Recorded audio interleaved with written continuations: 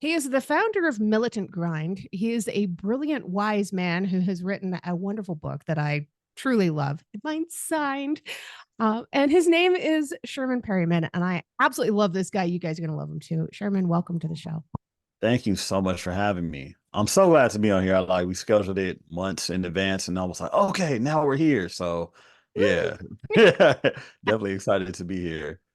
You've been up to so much. So I had the honor and privilege of being on your podcast not too long ago. Hmm. And you've been up to a lot of stuff just since then. Yeah. You're working on merchandising and branding and all of this stuff. And for anybody who's actually watching the podcast instead of just listening to it, you can see the background here. It says Militant Grind. Tell me a little bit, just right out of the gate, what is Militant Grind? What's that all about? Well, Militant Grind is a brand that I wanted to put out that could encompass with just like the everyday individual for what they want to do with their life. So it's like whatever you want to do, be militant, which means be rock solid, be on point, be prompt, you know what I mean? Just like get it done, but then also grind towards what you want. So it's very, very vague, but I feel like it could apply to almost any, everybody in the world. Absolutely. And, I know we're going to get into the book in a little bit, but I just wanted to drop just a little bit of something first. This is so packed with wisdom and focus and drive and wisdom beyond your years because you're very young still. But I love this book and I have loaned it out a couple of times and told people don't bend the spine. This is mine. Hmm. You can't keep Hmm. this. Um, buy one. Right. Thank you. Thank you. It's good to hear that because like I worked so hard on writing the book. I mean, I wrote it over and over and over. And then one night I was like, man, I can't do this anymore. And I just put it out. It's like, man, just put it out. You're done. And then it was like, all right, let's just see what happens. And the amount of like gratitude and people leaving reviews on Amazon and reaching out to me, telling me how it helped them in a dark time and things like that has been like so refreshing. So refreshing. Yeah. So you Mm. had to go through some stuff to get there first. So tell me a little bit about your background. Where did you grow up? Where are you originally from? So I grew up in the South Bay of Los Angeles, but also in South Central in a way. Like my dad's from South Central, so we were always out there. My grandmother lived there, aunt lived there, so we were always out there. And I went to high school in South Central, Mm, but I grew up in South Bay area called Carson, which is like a mile from Compton. So I would just say I grew up in the inner city. I'm pretty known everywhere out here. that's cool. And Hmm. we talked last time when I was on your show. I think we talked before or after we recorded, but I lived in South Central for a little while too. And I think you were really shocked by that. Yeah. Yeah, I mean, because of where you live, like you told me, I was like, okay, I know Rough. exactly where you were at. Yeah, Martin Luther King Jr. Boulevard in Arlington Way, back behind that McDonald's. right, right. Yeah. Yeah, I was like, Yeah. oh, okay. Especially back in the time where you actually lived there. I was like, oh, that was pretty rough back then. Yeah. But hey, you Yeah. managed. It was a little dicey, but the people were wonderful to me. They were Hmm. so kind. And I think that's one of the things that South Central really has a bad rap. Hmm. Yeah. Yeah, And I mean, I love it. Like I have a great time. yeah. Like I'm going around, I'm seeing my friends I went to high school with. Hey, what's up? People I went to church with. Like that's really my community.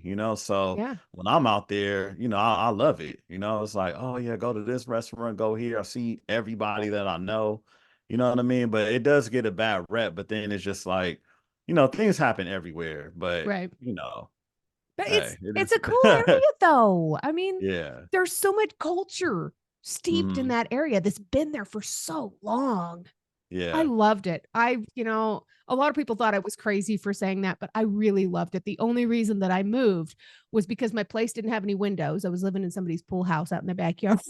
Hmm. And I ended up having to commute like 45 minutes to an hour to get to work. I needed to Hmm. live a little closer than that. I mean, Yeah. that's kind of nasty for anywhere, but especially LA.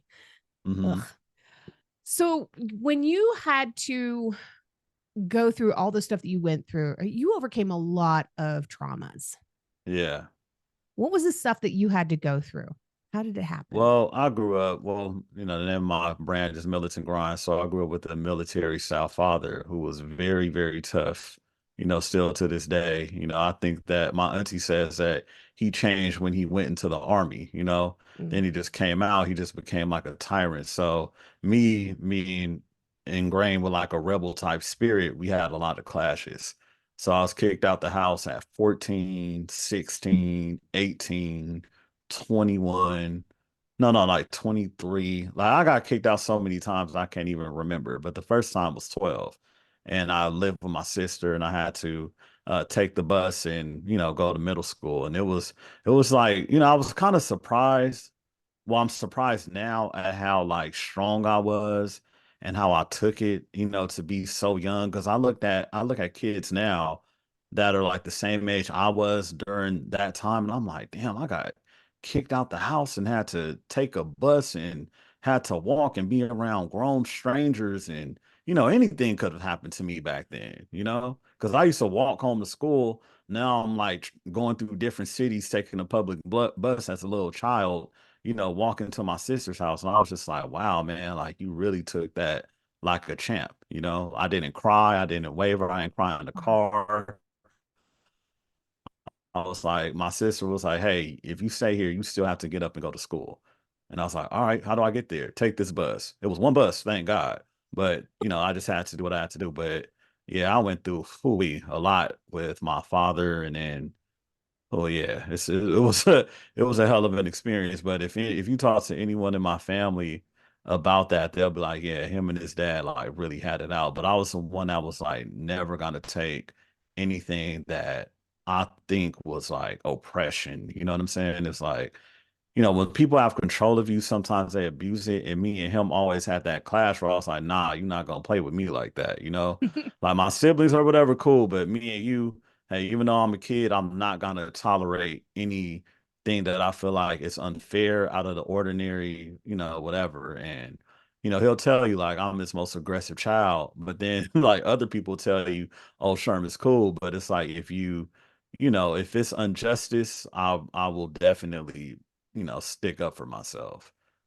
And like You kind of always like been I'll like be that. willing to do whatever it takes to just not feel like that. You know what I mean? Right.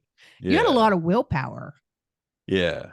You were pretty Yeah. determined. And I know from my own personal experience and talking to all my guests on the podcast that when you're growing up in that kind of a tumultuous household, it has an impact on your self esteem and your Yeah. self awareness. And Hmm. you still had that determination deep within your bones. It was like, no, I'm not dealing with this. Yeah. Yeah. I mean, I read like a lot of self-help books. I would be like 17 listening to Tony Robbins, doing it was something called like auto suggestion or whatever. Like you'll listen to music and while you're listening to it, it'll give like motivational auto suggestions that you can't hear, but your brain picks it up. I forgot what it's called, but I will always be very much into self-help.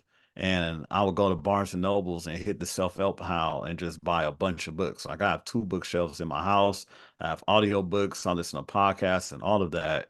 And the reason why I did that was because I wanted to become a father one day. But I knew that I didn't want my children to feel the way I felt growing up. Like I want to be a better father than what I've had. So it's like, okay, what can I do? Then the best thing that, I could do was just fix myself. So I was just steadily into improving myself. Like every day, like I was infatuated with it. Like I have to become a better person. But I was becoming a better person to, make money and, hustle and things like that. But let alone all of that stuff that I was researching and, learning about brought me to where I am now, where it's like now I'm good sharing information and wisdom with people. But that's because ever since I was a kid, that's been one of my main things that I was always about. Like, say I will finish up work in class early in high school and pull out my book and start reading my book, or if I'm at work, nothing's going on, I'm reading, like that's how obsessed I was. But I did not know that that obsession would become what this is today. You know what I mean? Like I was just like, man, I just have to get my mind right. I have to get through, this is what it is because, when you suffer oppression from your parents and in your household, I feel like that does more damage than anything because you have no escape. Like there's nowhere you could go. You feel helpless. So what else can you do? And now in my family, like I'm the one, I have two older sisters, two younger brothers. But when it comes to like certain things, I have like all of my siblings coming to me for that. Like, Wow. guess what happened? This and that. And I'm like the voice of reason for my siblings.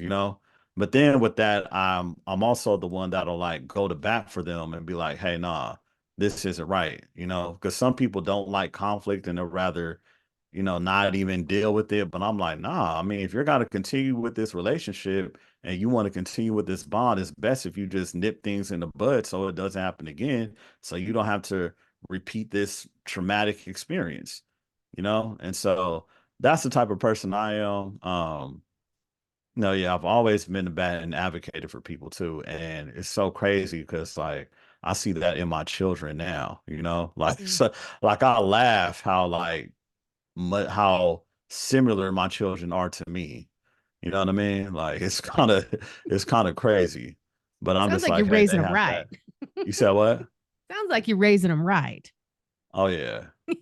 Yeah. They're No, not going to take definitely. somebody else's crap. Nah, but I mean, even mine, like I want them to have a voice. Like you could stand up for yourself or stand up for what you believe is right. Like I'm a human being, I make mistakes. I could listen to you, and but then in the boomer generation, they were kind of like, Mm. whatever I say, I don't care if it's wrong. I don't care what you say, don't tell me nothing. I said it, so it's right, and you're a kid, you have no voice in here. I pay all the bills. You have no power. Get the hell out of my face. And I used to just be like, what the hell? No, like I'm not gonna deal with this. Like, hell no. Like, I would rather die. You know what I mean? Like, I'm not, no. And it's funny because like the only person that could really like my uncle, my dad's youngest brother, we confide in each other a lot because we have the same zodiac sign. He's a Taurus, I'm a Taurus, and we have similar personalities.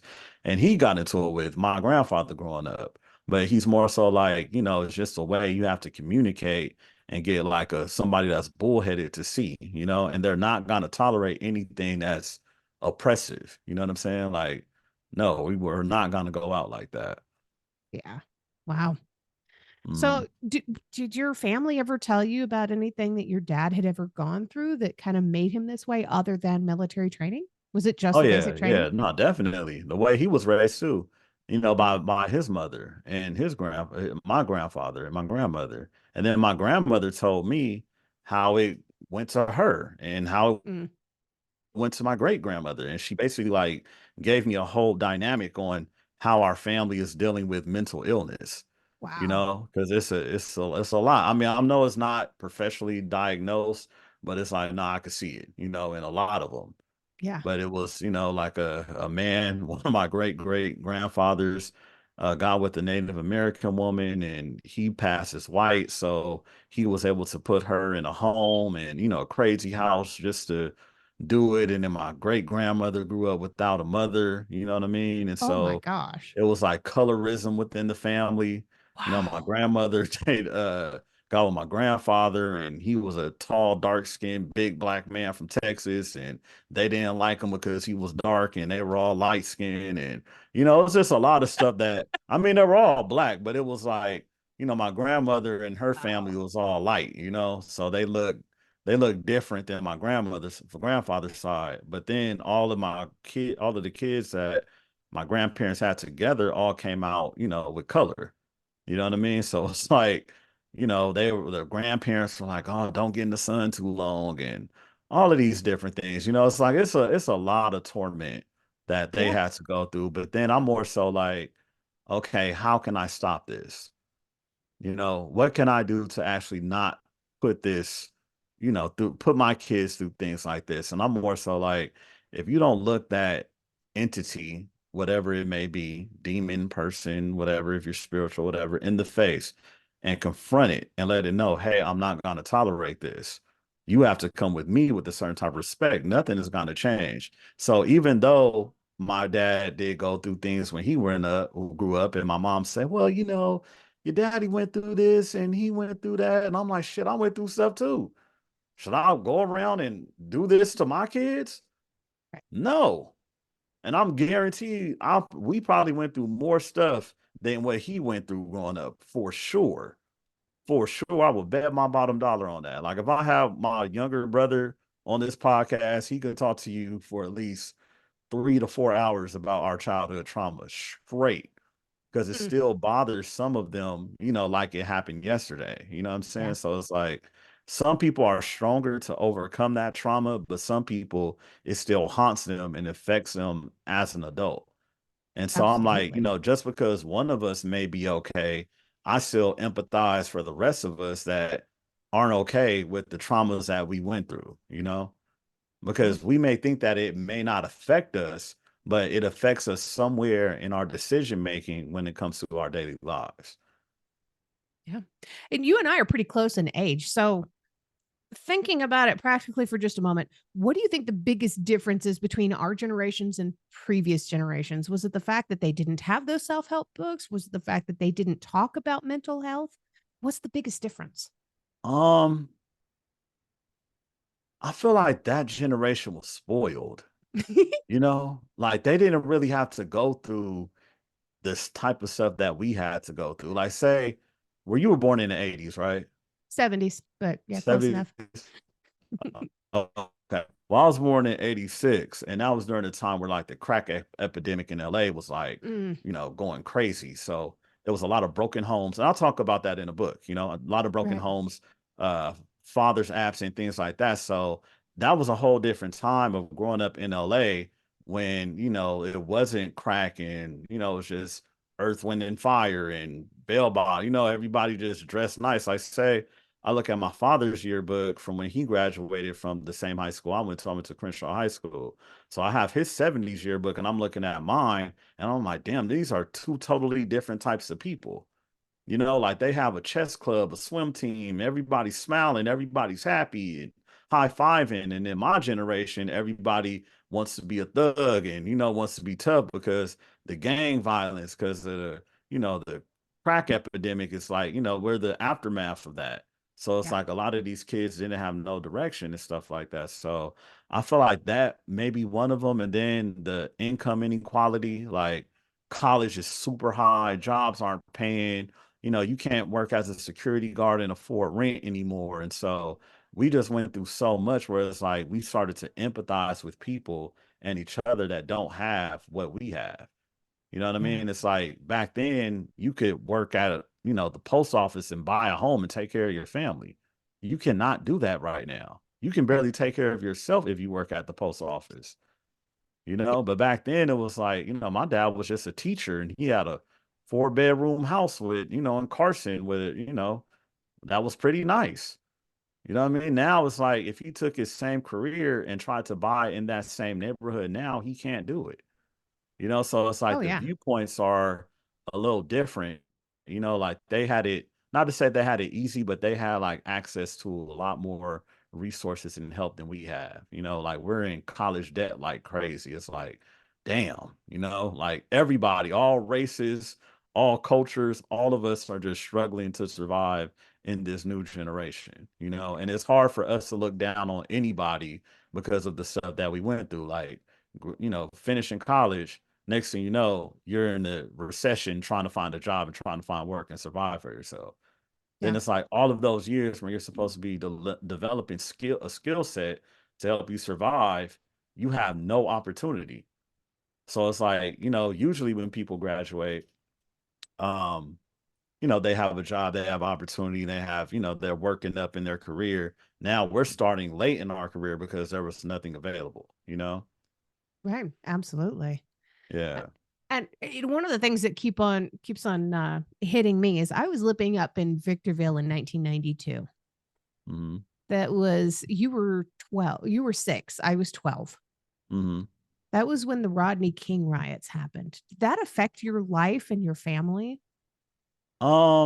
Yeah, hell yeah. Yeah.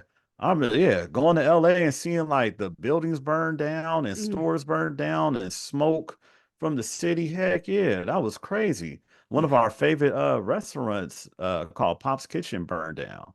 Mm, So like yeah, I mean, some family members came up in the riots, like got goods and stuff like that. That was probably like the best thing, but it was just crazy, just like, and it actually started on my birthday. As a matter of fact.